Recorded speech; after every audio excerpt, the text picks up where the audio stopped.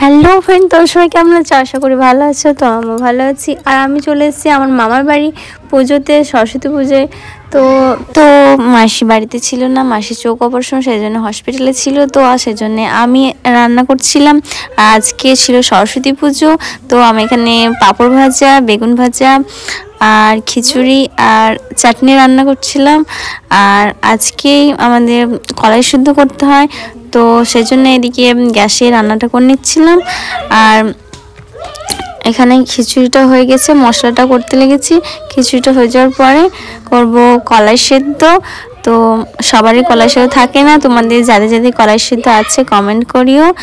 আর এখানে আমার রান্না কমপ্লিট। আর এখানে উনুনে হচ্ছে কলাই সিদ্ধ।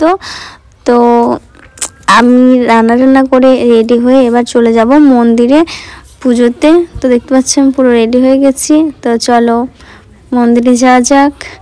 আর পেছনে যেটা দেখতে পাচ্ছ এটা হচ্ছে আমার মাসি বাড়ি। তো চলো তোমাদেরকে দেখাই ঠাকুরটা।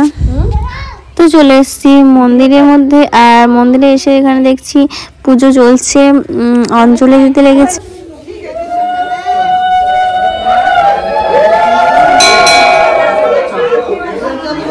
তো পুজো কমপ্লিট হওয়ার পরে চলে এসেছিলাম বাড়িতে। আর সকাল থেকে না খেয়ে আছি। তো বাড়িতে যা রান্না করেছিলাম দেখতে পেয়েছিলাম কী কী রান্না হয়েছে।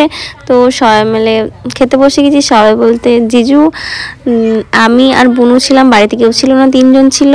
তো খাওয়া দাওয়ার পর আবার সন্ধ্যাবেলায় একটু ঠাকুর দেখতে পেরেছিলাম। তো ভালো লাগলে লাইক করে দাও, আর যারা এখনো সাবস্ক্রাইব করোনি তাড়াতাড়ি সাবস্ক্রাইব করে দাও।